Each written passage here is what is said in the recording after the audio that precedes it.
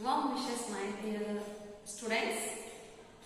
In our previous class, we were discussing about a very wonderful thing, that is how one of the foreigners who visited India explained in his words about India and Indian culture, Indian traditions, and also the people of India.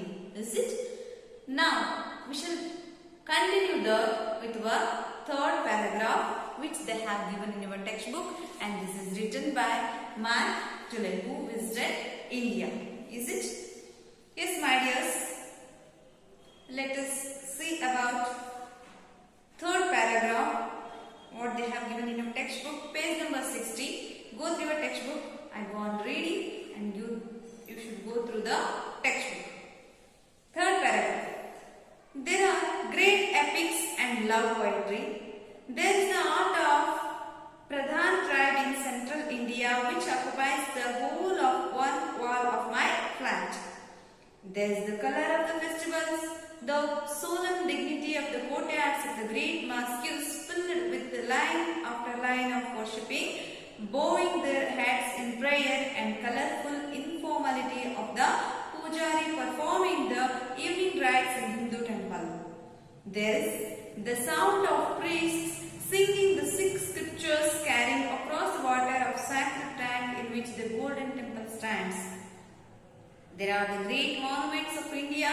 I have never known anyone to be disappointed by the Taj Mahal or the forts of Rajasthan. There are the fresh cooked parathas for breakfast in the open air dhabas or restaurants along the Grand Trunk Road.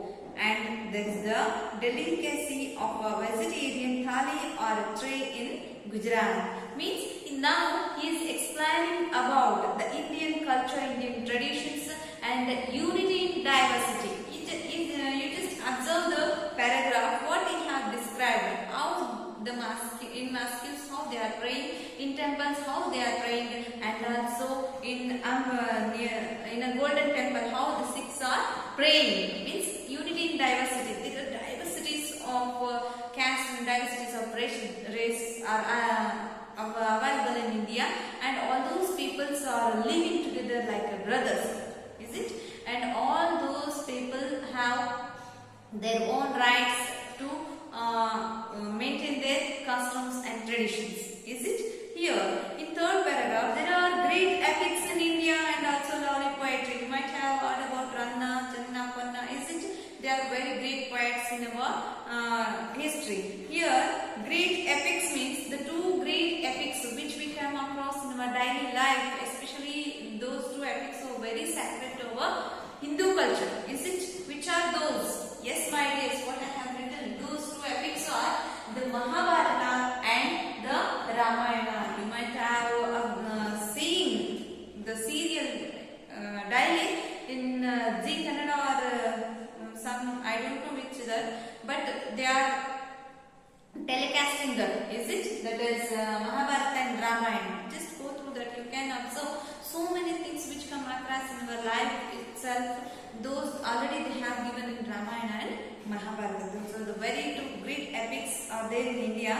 There are the arts of Pradhan tribes in central India which occupies the whole of one wall of one flat.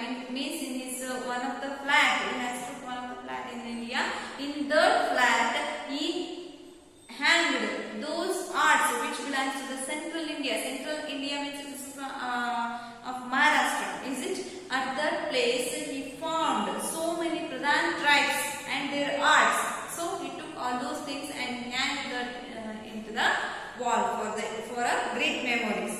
There is the color of festivals. Means the colorful festivals are celebrated here, and the soul and dignity of the courtyards. Means courtyards they were soul means there are deep sincerity. They are having deep sincerity in worshipping the gods in their mosques, and those mosques are filled with line after line of the worships. They are not going in a crowd.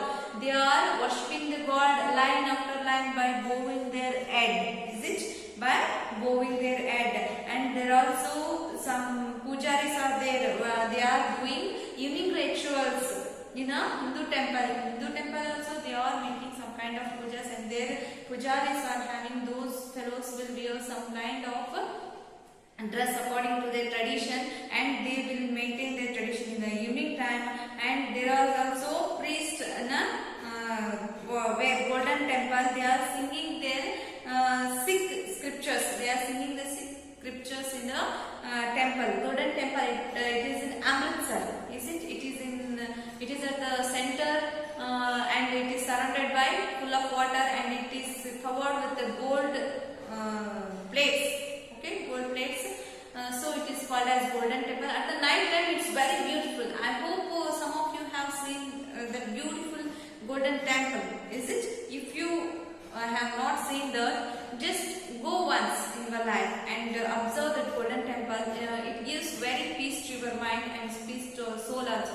Just because the temple lies in between the water, and it is golden color, especially in the night time, the lightings, it looks very beautiful. Okay, and priest singing Sikh scriptures carrying across the water of sacred tank in which the golden temple stands.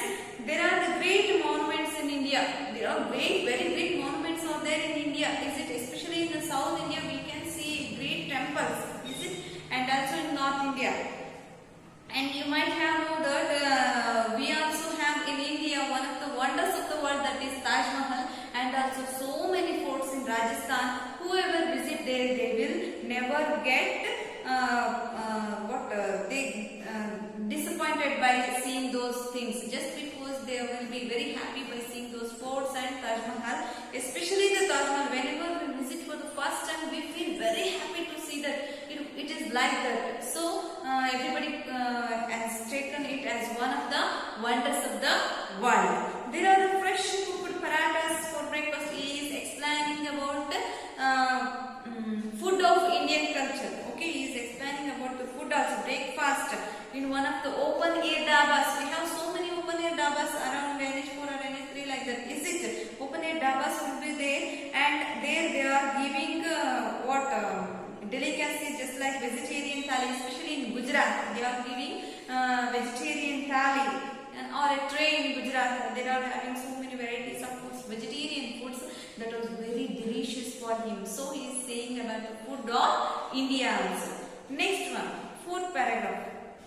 All these kept me in India, but they are not whole. It would need a poet to describe what India means to me, and I am no poet. What he is saying at last, all these things, the epics, worshipping varieties of gods, what they are worshipping, varieties of traditions, varieties of festivals, they are colorful festivals, they are mentioning in India, and the food which is available in the open air, all those things admired me and made me to stay in India, he is saying.